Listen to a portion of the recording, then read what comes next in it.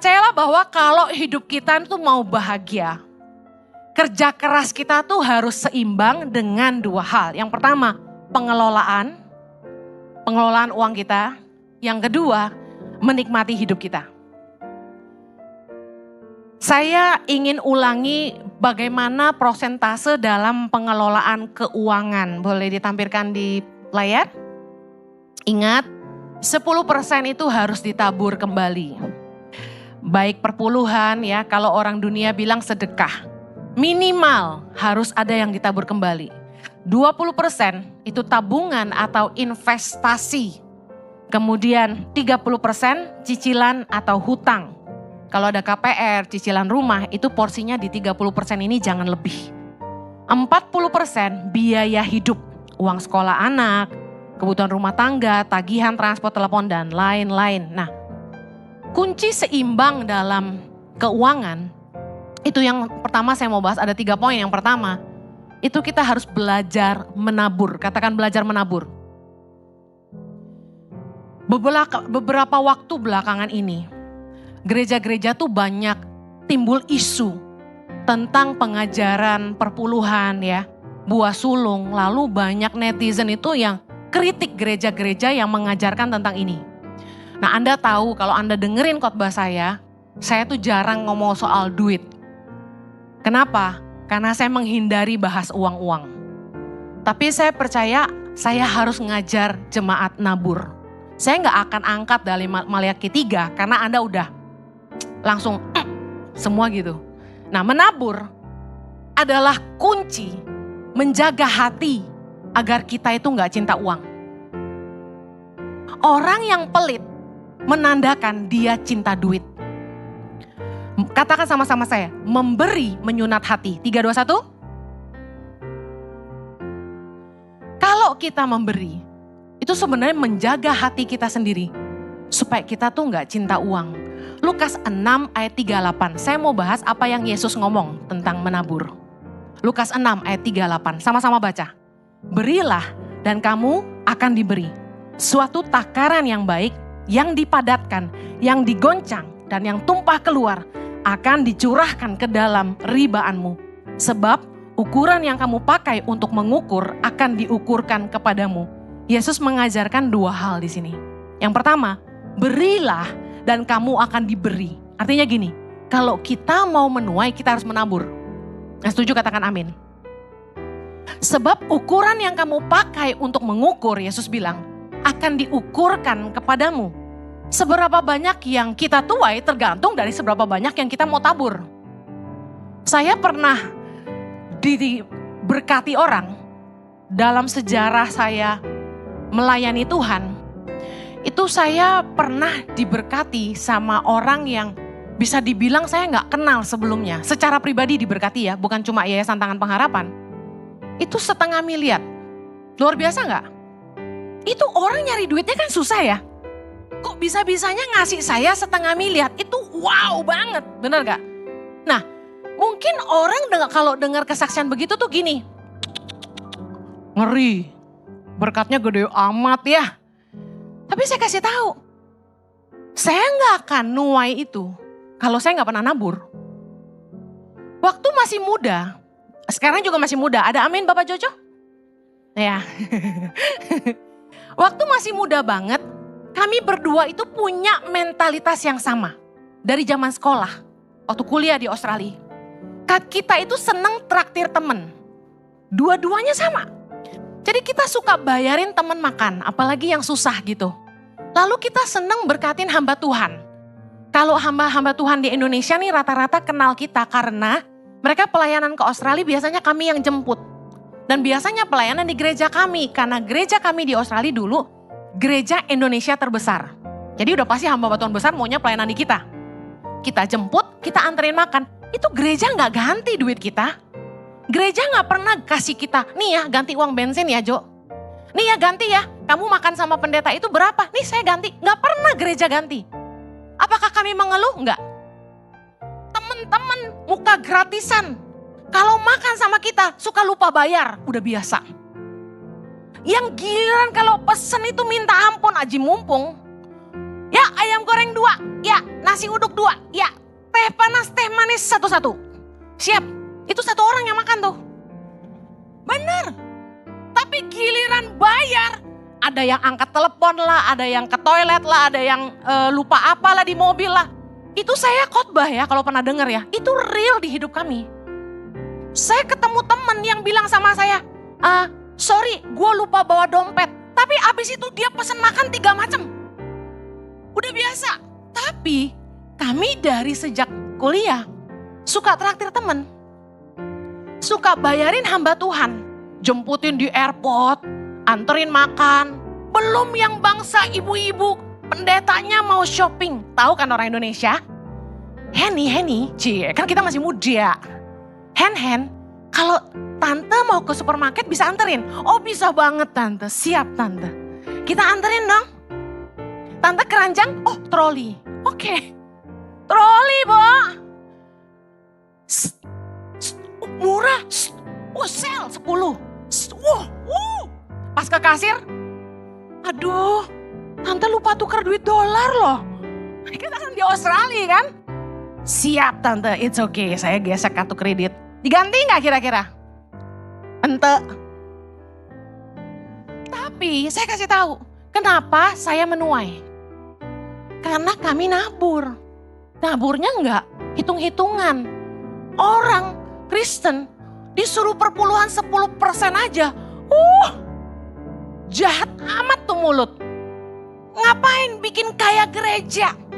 Ngapain bikin kaya pendeta? Kalau saya emang gak pernah mikir gitu loh.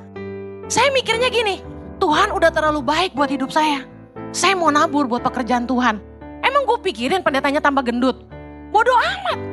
Kalau saya nabur. Bahkan dalam hidup kami berdua, kami gak pernah cuma nabur 10% tuh gak pernah. Tidak terbatas. Seberapapun yang Tuhan suruh kami tabur. Ini real, ini kenyataan. Selama Tuhan bilang, tolong dia, tabur. Tolong dia, tabur. Tuhan gerakin, wajahnya kasihan, tabur gitu.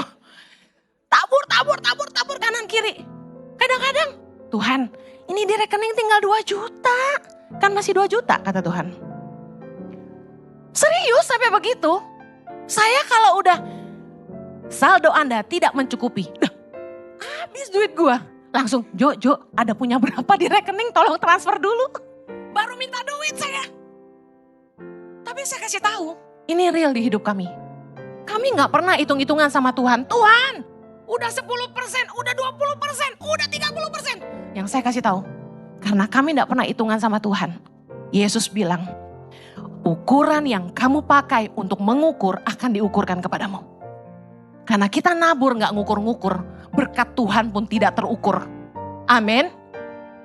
Jangan pakai ayat terus, kok buah sulung sih? Kapan ngasih buah sulungnya? Gitu ya.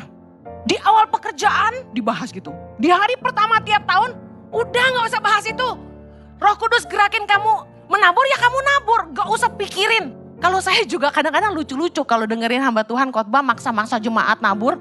Pakai ngancem-ngancem, lu gak nabur, nanti ladang lu gak subur gitu, gak usah gitulah. Pokoknya kebenaran aja kita sampaikan. Yesus bilang, berilah dan kamu akan diberi. 2 Korintus 9 ayat ke-7. Baca sama-sama yuk. Hendaklah masing-masing memberikan menurut kerelaan hatinya. Jangan dengan sedih hati atau karena paksaan. Sebab Allah mengasihi orang yang memberi dengan sukacita. Dan Allah sanggup melimpahkan segala kasih karunia kepada kamu. Supaya kamu senantiasa berkecukupan di dalam segala sesuatu. Dan malah berkelebihan di dalam berbagai kebajikan. Ayat 9. Seperti ada tertulis, ia membagi-bagikan, ia memberikan kepada orang miskin. Kebenarannya tetap untuk selamanya. Ayat 10 sama-sama. Ia yang menyediakan benih bagi penabur dan roti untuk dimakan. Ia juga yang akan menyediakan benih bagi kamu dan melipat gandakannya dan menumbuhkan buah-buah kebenaranmu. Saya mau bagikan prinsip dalam menabur. Yang pertama, kita harus mengerti memang ada bagian yang harus ditabur. Katakan amin. Dikatakan bahwa Tuhan menyediakan roti untuk dimakan dan benih untuk ditabur. Saya ulangi, Ada roti yang untuk dimakan, yang memang bagian kita untuk kita nikmati, tapi ada benih yang harus ditabur. Dikatakan firman Tuhan dalam 2 Korintus 9 ayat 10, Ia yang menyediakan benih bagi penabur. Jadi saya mau kasih tahu gini, kalau kita tuh bisa nabur bukan karena kita, tapi Tuhan yang menyediakan benih untuk kita tabur. Kalau kamu nabur tuh jangan sombong. Kamu bisa nabur karena Tuhan yang menyediakan benih untuk ditabur. Katakan amin. Jadi dalam hidup kita ini, dalam setiap berkat yang Tuhan titipkan di hidupmu, gak semua itu boleh dimakan. Ada bagian yang memang harus ditabur. Dan yang memberikan benih untuk ditabur itu Tuhan. Katakanlah saya kasih Tasya 10 tas. Lalu saya bilang gini sama Tasya, Tasya 9 buat kamu, 1 kasih orang. Lalu Tasya lihat, wah cap cip cup cap cop, bagus semua. 1 Tory Burch, 1 Calvin Klein, jus gitu ya. 1 Coach. Kan kita mereknya yang sedang-sedang aja, jangan Chanel, Louis Vuitton gitu kan nggak make sense ya kan. 1 Esprit Guess gitu ya. Bagus semua nih gitu. Yang mana yang mau dikasih orang? Kadang-kadang manusia tuh serakah. Padahal saya kasih dia berapa? 10, enggak 9. Cuma 1 yang harus dia tabur. Bukankah seperti itu sebenarnya perpuluhan?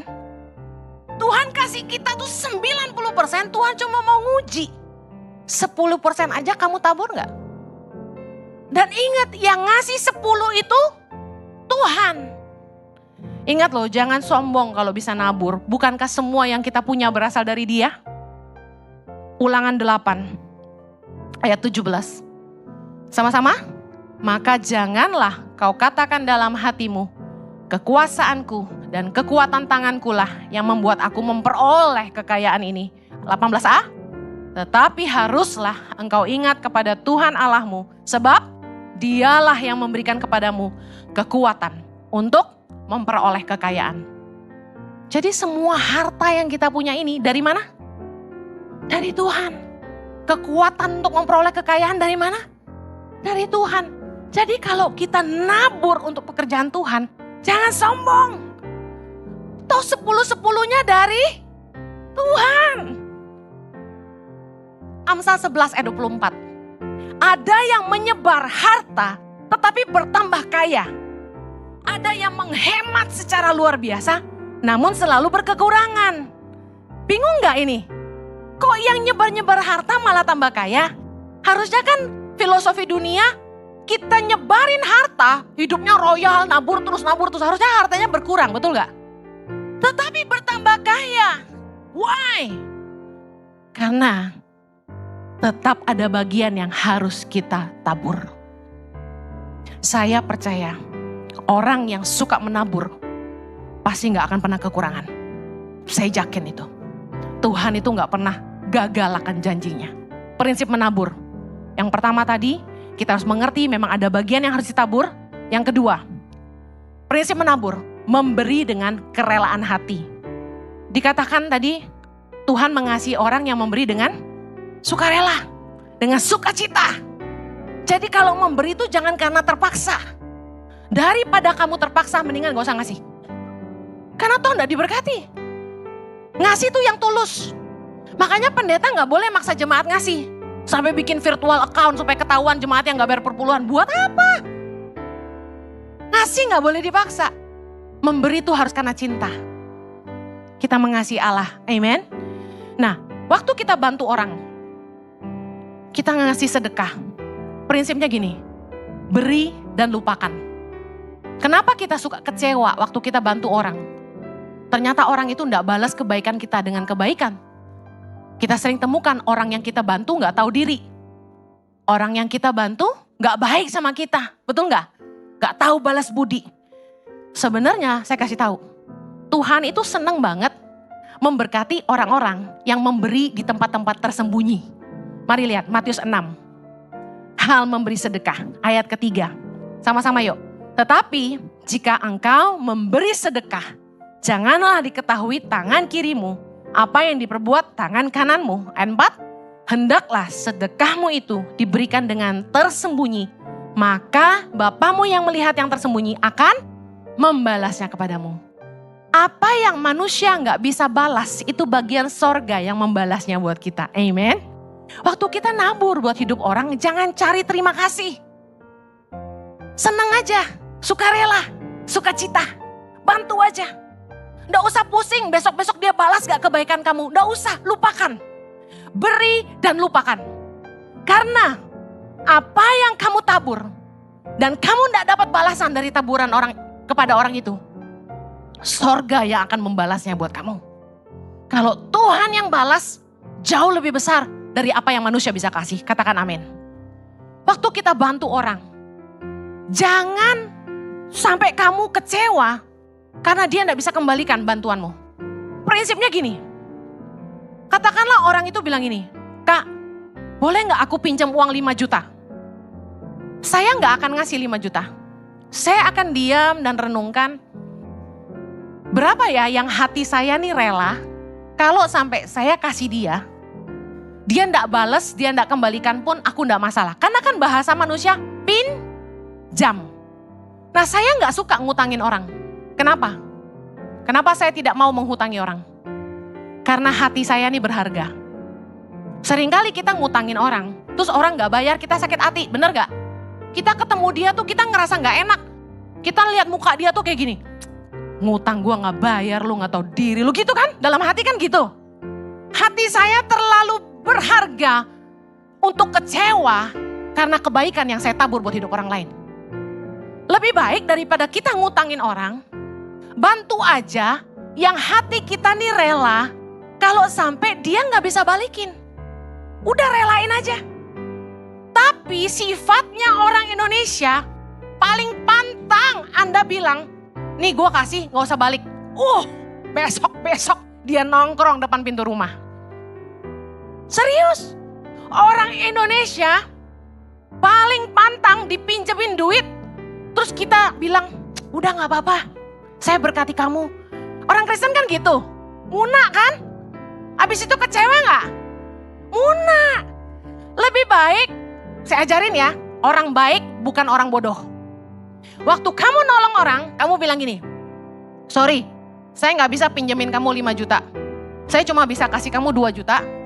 Kembalikan kalau sudah bisa. Gitu pesannya, ada pesan sponsor. Kembalikan kalau kamu sudah bisa. Tetapi kamu tahu, hatimu damai. Bahwa kalau dia tidak kembalikan pun, kamu rela. Yang mengerti katakan amin. Karena hati kita sangat berharga. Prinsip menabur yang terakhir, yang ketiga. Seberapa banyak benih yang harus ditabur, Bu Heni? Memberi harus seimbang dengan kemampuan dan kebutuhan. Jangan sampai anak istri tidak dicukupi, Anda nabur sana sini. So jadi pahlawan kesiangan.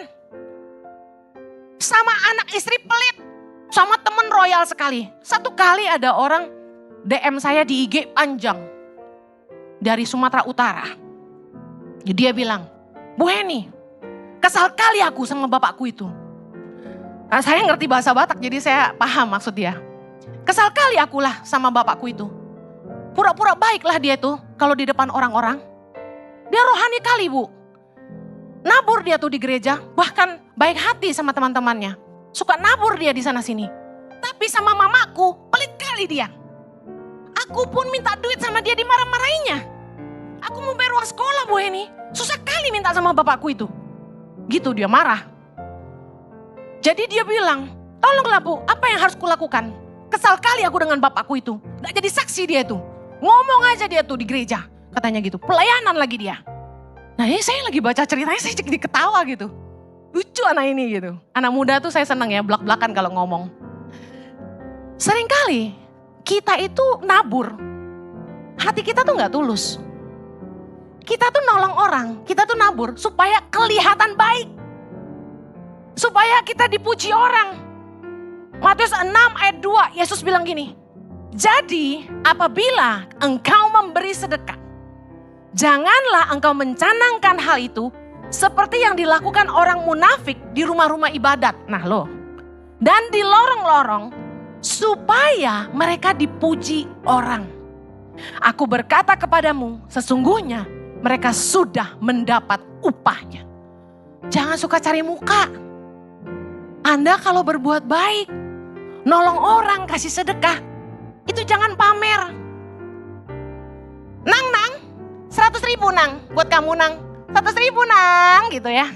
Sayang duit saya habis tadi buat beliin orang kopi. Oh enggak, itu ilustrasi yang lucu ya. 100.000 buat kamu nang. Mau ngasih orang panggil-panggil gitu kan. Kasih amplop. Kalau memang niat gak dilihat orang, ketok pintu masuk dong. Bu Heni, ada berkat sedikit. Jangan di depan sini. Bu Heni.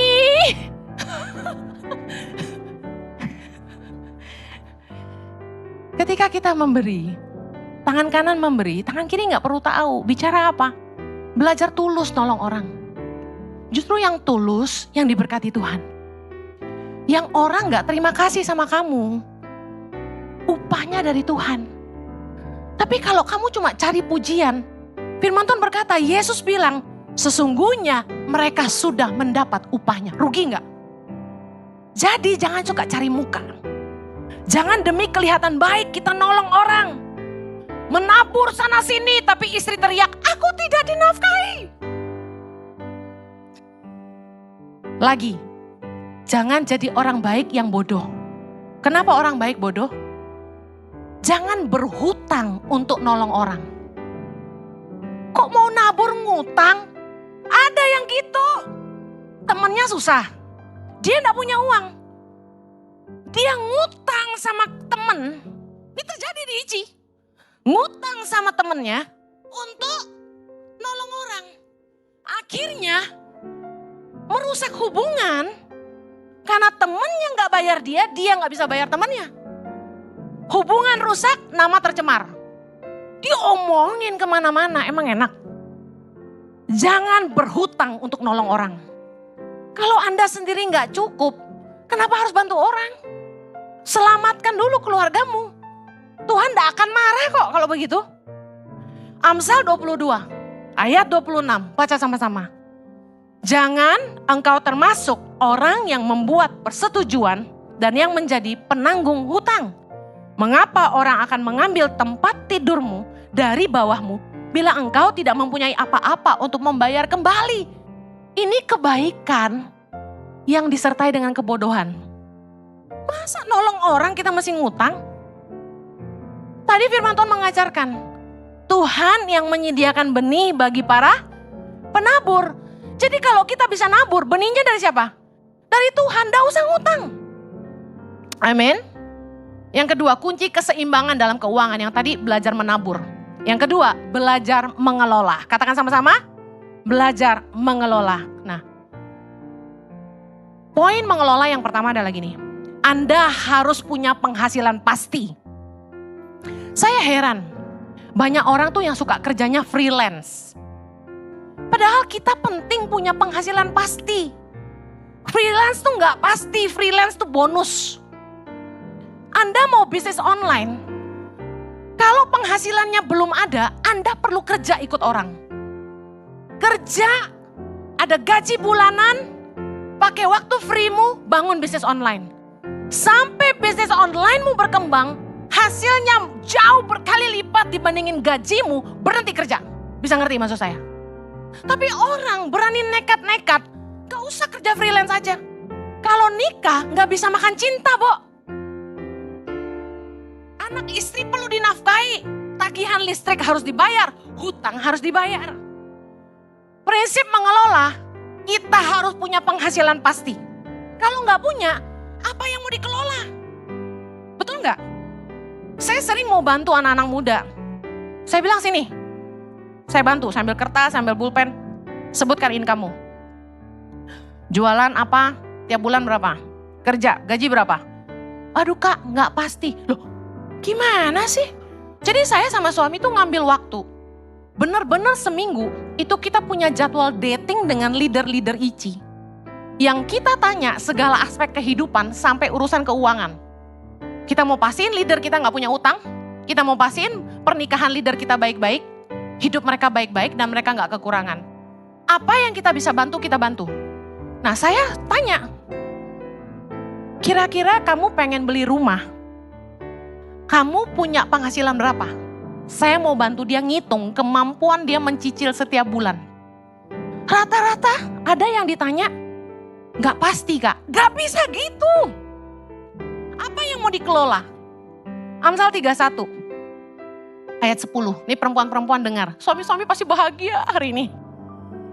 Baca sama-sama. Istri yang cakap, siapakah akan mendapatkannya? Ia lebih berharga daripada permata. Coba suami-suami lihat istrimu. Kamu berharga sayang, bilang. Kebanyakan perempuan hanya suka menghabiskan. Makanya perempuan yang menghasilkan itu sangat berharga. Amsal 31 ayat 13. Yuk, ia mencari bulu domba dan rami dan senang bekerja dengan tangannya. Ia serupa kapal-kapal saudagar, dari jauh ia mendatangkan makanannya. Ayat 19. Tangannya ditaruhnya pada jentera, jari-jarinya memegang pemintal. Lihat, dia rajin bekerja dengan tangannya dan punya penghasilan sendiri. Saya mau pesan ini, perempuan-perempuan, istri-istri, jangan ngandalin suami. Ups. Selama Anda masih bisa, berkaryalah. Saya sudah ketemu istri-istri dari konglomerat beberapa yang ketika suaminya meninggal karena COVID, mereka nangis bombay. Kenapa? Karena nggak ngerti apa-apa. Hartanya ente, ngerti ente? Habis liau-liau. Kemana? Orang satu-satu datang ngeklaim, suami kamu utang sama saya. Utangnya banyak lagi. Segini. Wah gimana bayarnya Bu Heni? Nangis dia telepon saya. Hartanya habis semua. Ada lagi satu. Suaminya meninggal. Istrinya ini sebenarnya perempuan hebat, masih muda. Begitu suaminya meninggal, suaminya ini punya perusahaan IT. Nah Anda tahu dong orang IT, modalnya apa? Semua di kepalanya, programming, semua di kepala. Lah apa yang mau ditinggalin? Jadi waktu dia meninggal, istrinya gak punya apa-apa. Istrinya bingung. Akhirnya semua peralatan bisnis suaminya dijual. Ruko peninggalan suami dijual. Terus dia bingung mau hidup dari apa. Perempuan harus pintar. Harus jadi perempuan yang rajin bekerja. Pria-pria juga harus rajin kerja, harus punya penghasilan. Kalau enggak, kita enggak ada yang kita bisa kelola. Mengelola yang penting lagi apa? Bukan cuma punya penghasilan. Kita harus punya tabungan. Jangan nabung di celengan. Yang gampang dipecahin atau gampang dikorek. Tahu kan yang tanah liat yang ayam-ayam itu? Zaman saya kecil sih nabungnya di situ. Begitu udah gak punya duit pengen beli bakso, korek. Taruhlah uang tabunganmu di dana investasi yang tidak bisa diambil seenakmu. Mungkin bunganya gak terlalu besar, tapi lebih aman. Katakan deposito, ada jatuh tempo. Reksadana pasar uang. Ada beberapa bank itu punya aplikasi yang kita gampang ngaturnya. Tinggal pindahin dari rekening kita ke tabungan, bunganya lebih gede. Kita bisa pilih beberapa yang bagus, kita bisa konsultasi sama pihak bank. Biasanya ada bank manager yang khusus menangani tiap nasabah kan. RMB istilahnya. Nah, kita harus punya investasi. Di dalam Amsal 31, wanita yang cakap ini digambarkan sebagai wanita yang tidak khawatir tentang hari depan. Kenapa dia gak khawatir tentang hari depan? Hari depan itu kan sesuatu yang gak pasti, bener gak? Tapi dia gak khawatir. Kenapa? Amsal 31 ayat 18. Ia tahu bahwa pendapatannya menguntungkan. Ingat, income pasti. Pada malam hari, pelitanya tidak padam. Malam hari bicara apa? Waktu ada kedukaan, waktu ada bencana, waktu COVID datang, waktu ada hal-hal yang tidak terduga terjadi dalam hidupnya. Pelitanya tidak padam, dia tenang. Dia tahu dia punya tabungan. Ayat 25. Pakaiannya adalah kekuatan dan kemuliaan. Ia tertawa tentang hari depan. Ketika masa sulit dia bisa bertahan. Dan yang luar biasa gini, dia gak takut tentang apa yang di depan. Kenapa? Dia prepared. Dia ready. Pertanyaan saya gini, hari ini Anda kerja, Anda punya usaha. Anda prepared gak? Kalau ada sesuatu yang buruk terjadi, katakan besok, atau lusa, atau bulan depan, tahun depan. Amit-amit loh. Ada teman kita, suaminya kontraktor. Dikerjain orang, hari ini masuk penjara. Indonesia ini ada-ada aja bukan? Gak salah pun bisa masuk. Tiba-tiba dia kehilangan income. Oke, bisa ngandelin orang tua. Kalau yang gak bisa ngandelin orang tua gimana? Kalau hal terburuk terjadi dalam hidupmu hari ini, are you ready? Kalau Anda gak siap, artinya Anda gak persiapan. Dengar baik, hidup ini every day is preparation. Kita getting ready for anything. Getting ready di promosi, amin. Sebenarnya kenapa kita harus belajar setia dalam perkara kecil adalah ini. Ketika kamu punya habit yang baik, itu gak dimulai dari perkara besar. Habit yang baik itu timbul dari bagaimana kamu mengatasi hal-hal kecil dalam hidupmu. Integritas itu bukan dalam hal besar. Integritas itu dimulai dari hal-hal kecil. Hidup ini kayak latihan gitu loh. Tiap hari itu exercise. Ketika kamu mulai bangun hidupmu di atas integritas. Kamu masuk kamar mandi. Kamu tidak buang sampah ke kloset. Kamu buang sampah pada tempatnya. Kamu pastikan toilet itu bersih untuk orang lain pakai. Itu integritas. Kamu pastikan waktu kamu nginep di rumah orang. Kamu tahu diri. Kamu beresin kamarnya. Gak ninggalin sampah. Kamu beresin, iket-iketin. Waktu saya nginep di rumah orang. Spraynya saya bantu copotin, saya lipet-lipetin. Bantalnya saya tepok-tepok, saya susun lagi. Tong sampahnya saya ikat. Saya bantu buangkan di pembuangan tong sampah di luar. Saya pungut tuh rambut-rambut yang jatuh. Hal terkecil deh. Anda mandi, yang perempuan-perempuan. Rambutnya copot semua kan tuh kalau keramas kan? Anda pungut gak rambut-rambut di lubang air itu? Atau Anda biarkan? Belajar berintegritas. Belajar peduli orang lain. Dimulai dari hal kecil. Setiap kali saya keramas, saya selalu angkat rambut-rambut saya yang numpuk di atas pembuangan air. Saya angkat, saya buang ke tong sampah. Karena apa? Karena kalau enggak, lubang air itu mampet. Seringkali kan orang gini, bukan rumah gua. Saya kasih tahu. Firman Tuhan berkata, barang siapa persetia dalam perkara kecil, Tuhan akan percayakan perkara besar. Bagaimana Tuhan mau memberkati kamu dengan harta milikmu sendiri, kalau kamu gak bisa setia dengan harta orang lain? Firman Tuhan jelas. Kalau kamu pengen diberkati, Tuhan akan lihat bagaimana kamu mengelola harta orang lain. Kamu kerja ikut orang. Kamu dipercaya sama investor. Kamu pakai uang investasi itu untuk hidupmu foya-foya. Atau kamu kelola uang investor dengan baik supaya investor gak dirugikan. Semua dimulai dari hal-hal kecil. Orang yang setia perkara kecil, ketika datang kesempatan yang besar, dia yang nomor satu akan dipromosikan Tuhan. Karena dia ready.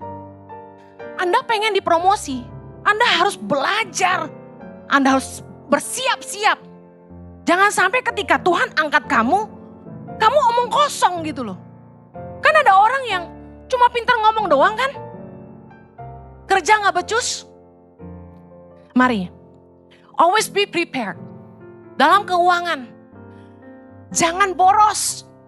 Amsal 31 ayat 11 bilang, hati suaminya percaya kepadanya, suaminya tidak akan kekurangan keuntungan. Saya mau tanya istri-istri, suamimu percaya gak sama kamu? Banyak istri-istri ngeluh, Bu Heni, saya gak tahu apa-apa soal keuangan. Suami saya yang pegang, dia cuma kasih saya uang sayur. Saya selalu bertanya gini, Apakah kamu pandai mengelola? Kalau kamu pandai mengelola keuangan, suamimu pasti percaya sama kamu. Itu aja kuncinya.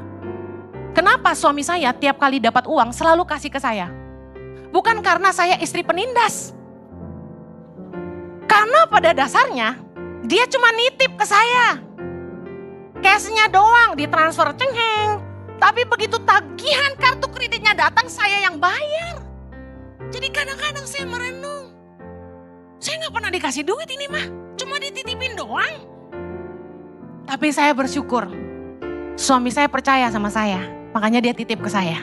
Amen. Amsal 31, ini penting, saya mau bacain. Ayat 16. Ia membeli sebuah ladang yang diingininya. Dan dari hasil tangannya, kebun anggur ditanaminya. Ia mengikat pinggangnya dengan kekuatan. Ia menguatkan lengannya. Lihat, perempuan ini, dia bijak menginvestasikan uangnya untuk sesuatu yang menghasilkan. Kalau Anda mau bijak dalam mengelola, investasikan uangmu itu untuk sesuatu yang menghasilkan, bukan untuk dihabis-habiskan.